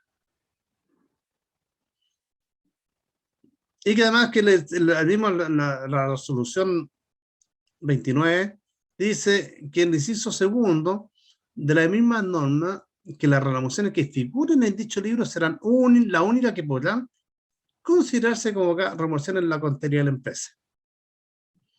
Como remuneraciones. Pero no como un gasto necesario para producir la renta. O sea, como remuneración. Porque los gastos necesarios para producir la renta son mucho más.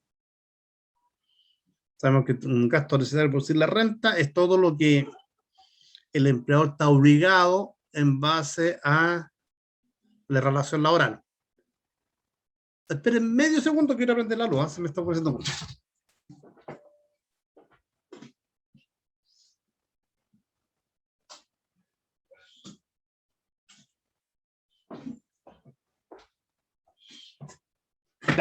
Fue 3 segundos.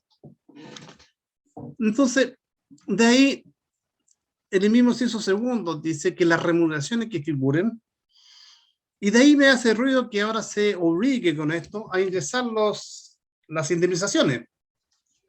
Bueno, pues si la norma de lo está diciendo, que soy yo para oponerme, ¿no es cierto? Pero leí remuneraciones, que hay las indemnizaciones no es remuneración. Bueno, bien. ¿Dudas?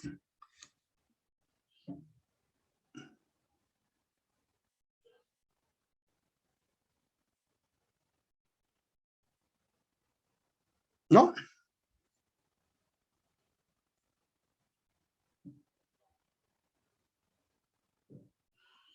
Ahora volvemos sobre lo mismo, de que el decreto supremo de 375, tal como se los mencioné, del Ministerio del Trabajo y de Previsión Social, fija las características de forma y presentación que debe cumplir el libro ciudadano de remuneración. Es el que regula la forma, el formato que debe llevar el libro de remuneración.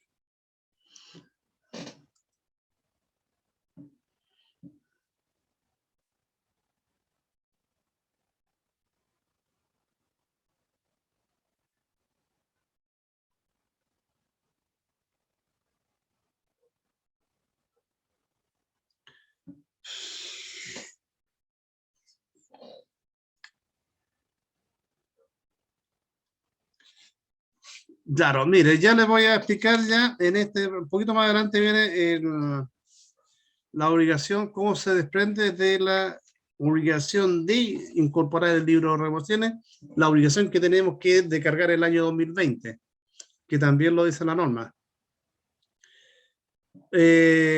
Josué, sí, mira, si tú ves, como tú me decías que tenías la planilla de la ET, si tú amplías un poco las columnas, verás que está el espacio de las indemnizaciones.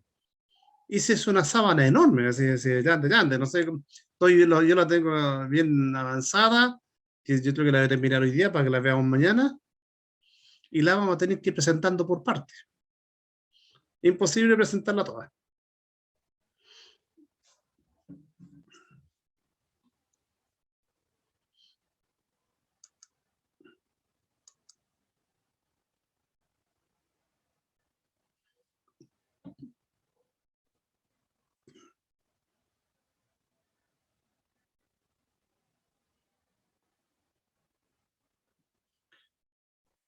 Y aquí el mismo resolución exenta del Servicio de Impuesto Interno remarca lo que dice la Dirección del Trabajo, que la Dirección del Trabajo habilitará una plataforma electrónica a través de su portal web en la cual los empleadores podrán llevar un libro de remuneración electrónico.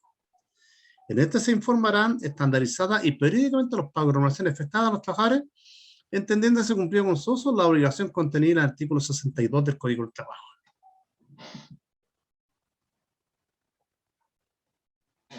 ¿Qué es lo que es impuesto interno? Oye, si tú cumpliste, tú hiciste esto, ya olvídate, no envíe la hoja foliada para timbraje porque ya no es necesario.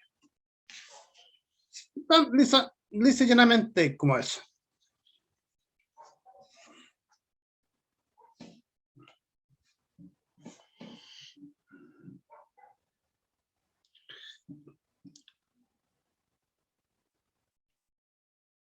obligatoriedad del LER, del libro de renovación electrónica, desde el punto de vista laboral y tributario. El libro de renovación está disponible en la página web de la Dirección del Trabajo, lo repetimos, desde marzo de 2021, debiendo aplicar los empleadores las siguientes reglas al incorporarse al registro electrónico de este libro. Si hacen uso durante el mes de marzo del 2021, tendrán plazo hasta el 15 de julio para efectuar el envío de la declaración mensual de las renovaciones pagadas correspondientes a los meses de enero y febrero de 2021. De esta manera, el cumplimiento de los impuestos en la resolución número 13 del Servicio de Impuesto Interno, ya que la obligatoriedad de los libros adicionales auxiliares electrónicos, entre ellos el LRE, que autorizó el Servicio de Impuesto Interno a los contribuyentes, rige a partir del 2 de febrero del 2021, exigiéndose su cumplimiento voluntario retroactivamente desde enero del 2021. Claro, entonces con muchas leyes, con muchas normas. Aquí dice, oye, este libro empezó a regir del 2 de febrero del 2 de agosto del 2021. Pero exigiéndose su cumplimiento voluntario retroactivo. O sea, desde el 2 de agosto de 2021 es obligatorio para todos. Tal como yo les he venido diciendo, es mejor hacerlo ahora. ¿Les quedan claras las fechas que como lo expresa esta resolución? Repitámoslo, si hacen uso durante el mes de marzo de 2021, tendrán plazo hasta el 15 de julio del 2021 para efectuar el envío de la declaración mensual de las renovaciones pagadas correspondientes a los meses de enero y febrero de 2021. Leslie, ¿me va a consultar algo? Sí, tengo una duda al respecto, porque, por ejemplo, nosotros no tenemos las indemnizaciones en el libro de remuneraciones, ¿ya? Por lo tanto, ya que nosotros subimos de enero hasta abril, no iban incluidas las indemnizaciones. ¿Vamos a tener que corregir eso? En estricto rigor, como lo expresa la norma, yo diría sí. Por otro lado, como ya esto está contabilizado ya de esas indemnizaciones, como corresponde en los meses respectivos, yo las incluiría desde el mes que me adherí al libro para adelante. Y lo otro, si en el momento me lo piden, hoy ya, porque esto estaba pagado antes que yo me acogiera, y nunca se dio el libro de remuneraciones. Desde ahora yo le dio el libro de remuneraciones, por eso lo informo. O sea, por ejemplo, nosotros a lo mejor podríamos partir de las remuneraciones de mayo y no tendríamos problema. Supuestamente yo creo que no deben tener problema porque la Dirección del Trabajo no se ha pronunciado al respecto. Ya. Y no pueden, si están haciendo efectos retroactivos, no me pueden pedir que yo compre, como empresa contabilice 2 veces porque estarías contabilizando 2 veces el gasto. Claro. No pueden, pues entonces tendría que serlo desde el mes de marzo y lo otro es una copia, ¿no? Ya, entiendo. Pero ya de agosto sería ya obligación cumplir con todo lo que ellos nos exigen. Exactamente. O Ya. sea, desde el mes que tú te adhieras. Si tú te adhieres ahora en junio, es junio. Ah, ok. Ya. Ahí me quedó más claro. Muchas gracias. Ya.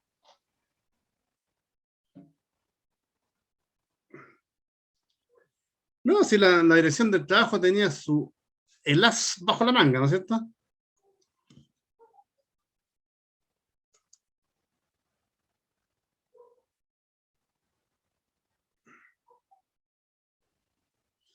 Mira, Juan Carlos, sí, yo te puedo encontrar la razón ahí, pero, que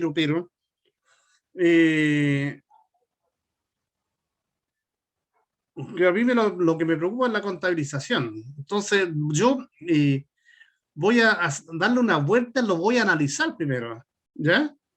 Porque tiene razón, o sea, si el impuesto interno dice, perfecto, tiene que dar el cumplimiento mínimo que de lo que yo pido las DJ 1887, perfecto.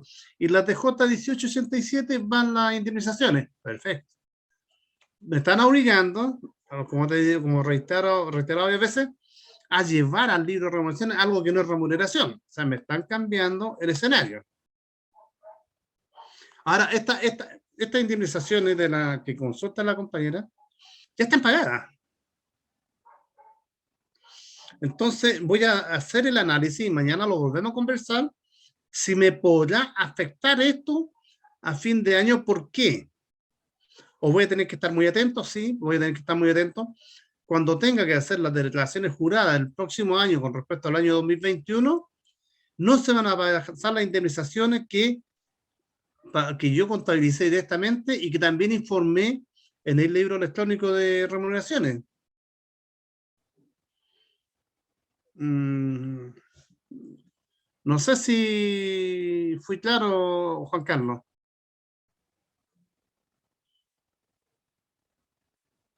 Entonces voy a tener que estar atento cuando me toque hacer las de J el próximo año, estar atento de no incluir lo que yo incluí durante los meses anteriores a hacerme parte del libro de remuneración electrónico, dejarla afuera y no se me vayan a cruzar la información y no la vayan a informar dos veces.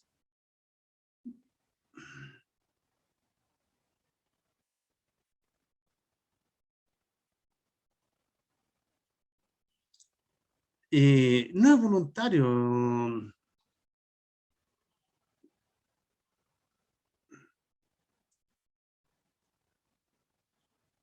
Jessica, no es voluntario. En el momento que tú te acoges, no es voluntario. Y aquí te está hablando, como vimos en la lámina anterior, la obligación de alcanzar el 15 de julio. Entonces yo creo que la dirección del trabajo va a empezar a apretar por esto. A lo mejor no va a multar, pero sí va a empezar a aplicar.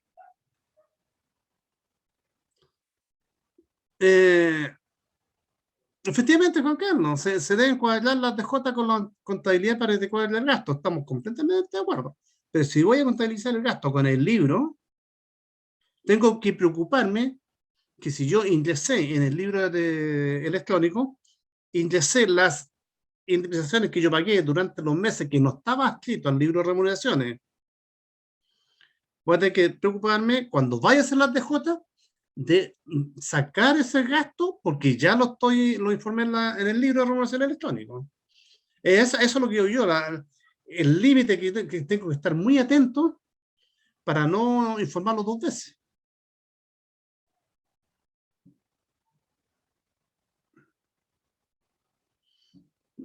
No sé si me expliqué bien, Juan Carlos. Exacto. Hay que tener cuidado con no aplicar el gasto. Es que suele ocurrir. Suele ocurrir porque después uno se olvida. Uno se olvida y ha pasado. Ha pasado casos y después me llaman, oye, dupliqué este gasto, ¿qué hago? Bueno, tiene que corregir. Pero cuando uno corrige, sobre todo algo que afecta impuesto interno, lo deja en el ojo del huracán a uno. Lo deja en el ojo del huracán, lo deja ahí a tiro de cañón, como se dice.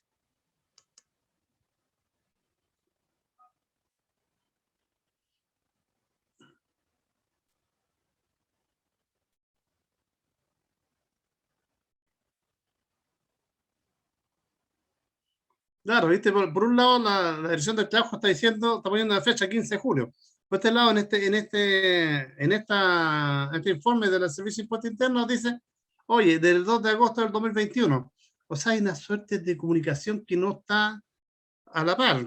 Bueno, pero ¿quién es el que ya...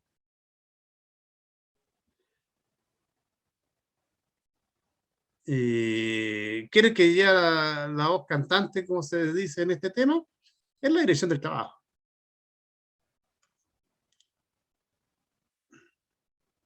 Sí, Alejandra, las DJ son las declaraciones juradas de las remuneraciones pagadas en el año por la empresa.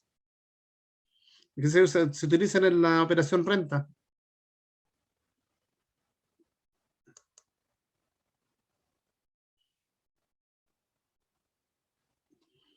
Y para aquellos empleadores incorpora al libro de remuneración electrónico durante el año 2021, se le impone también desde el punto de vista laboral declarar las remuneraciones pagadas en el año calendario 2020, con el solo objeto de verificar el cumplimiento de prestaciones de derechos de vengado pagados en dicho periodo, por lo que la plataforma habilitará el acceso mensual para todo el año 2020. ¿Qué va a pasar aquí si no cumple?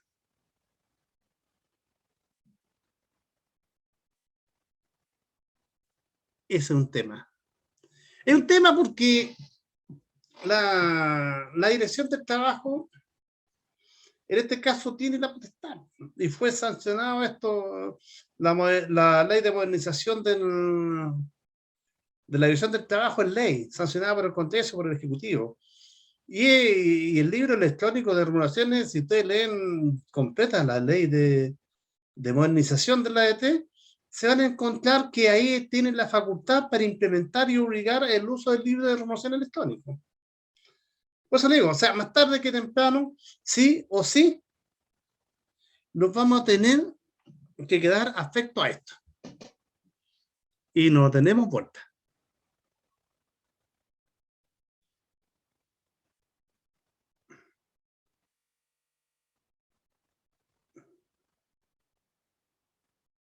Asimismo, la resolución 29, que dice en su punto final que es uno de los fines de este servicio, facilitar el cumplimiento tributario de los contribuyentes. O sea, nos facilitamos, le damos las condiciones, pero ustedes van a tener que trabajar, nos dicen.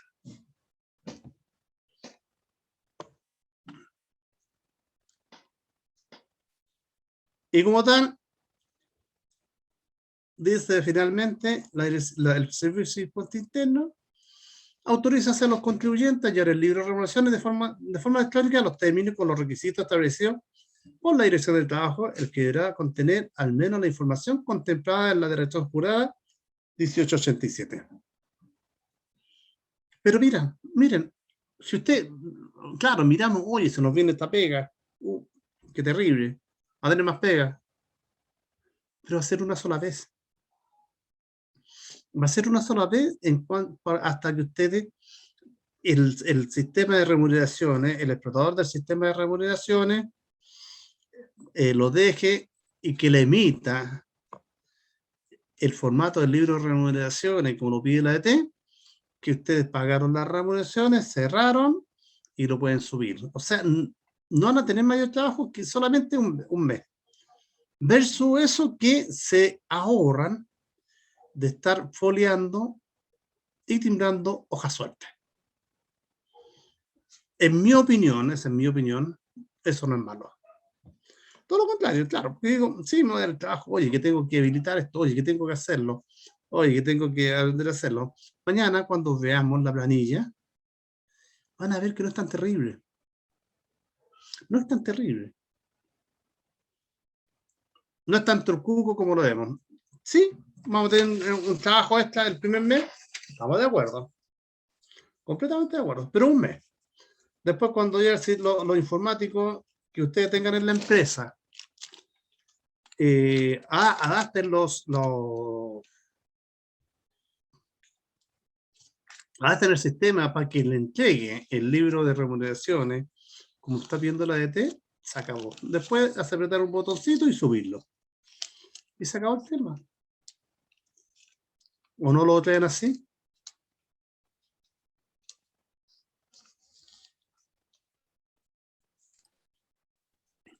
Patricio, consulta. Sí. Entonces, esos libros se tienen que tener subidos en agosto. Por ejemplo, todo el 2021 ya tiene que estar para agosto. Eso es lo que está diciendo eso es lo que está diciendo la ADT. Yo creo que van a ampliar el plazo, ¿eh? No tengo que ser tan así categórico. Pero no te puede dejar al libre albedrío los plazos de la ADT, porque si no, como somos los seres humanos, no lo haríamos nunca. Pero sí, exactamente. Y el 2020 también entraría para este mismo año, que todo tiene que ser presentado. O tiene que ser también antes de agosto. Tal como leíamos en la lámina, dice que va a ir preparando las páginas para que vayan subiendo gradualmente el año 2020, que eso no creo que presione mucho la ADT, porque eso es para fines estadísticos y de verificación. Claro. Ok, gracias.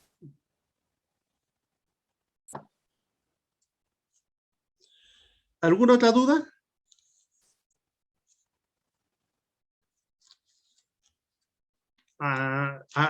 Yo me hago una pregunta, ¿verdad? O los dejé con montones de dudas, o quedamos todos muy claros. Pero también como les digo, o sea, mañana con el análisis que vamos a hacer de la planilla y cómo se aplican los códigos, yo creo que vamos a quedar, pero todos expertos.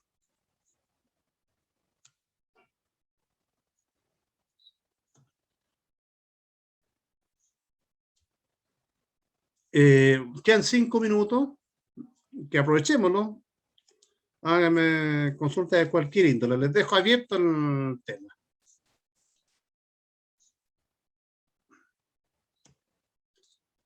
Como por ejemplo, ya yo les voy a hacer una pregunta. Aquí hay 2 preguntas, veamos.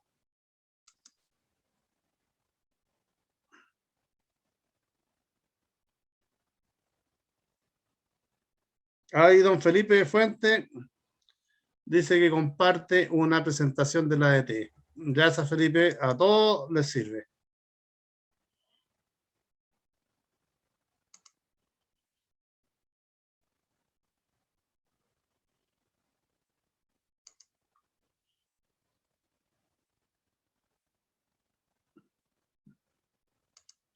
Esto les sirve a todos, así que pueden aprovechar de guardarlo.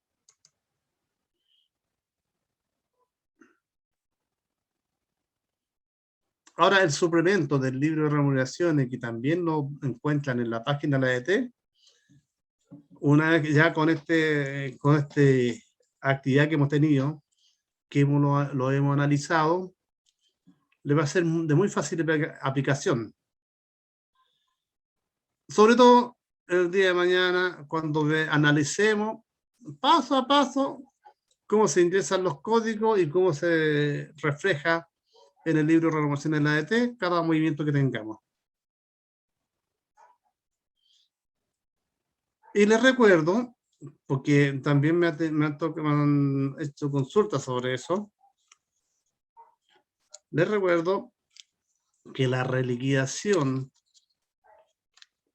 del pago de la diferencia por el cambio del ingreso mínimo de la gratificación legal por el ejercicio 2020 venció el 30 de abril.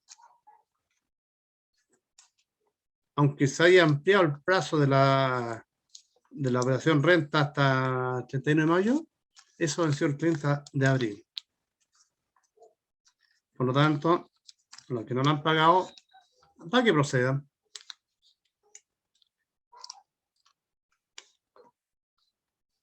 Bien. Eso sería todo por ahora. Nos estaríamos encontrando mañana. Que tengan un buen descanso. Gracias, Patricio. Gracias a todos. Que estén bien. Gracias, igual. Gracias. Muchas gracias. Gracias.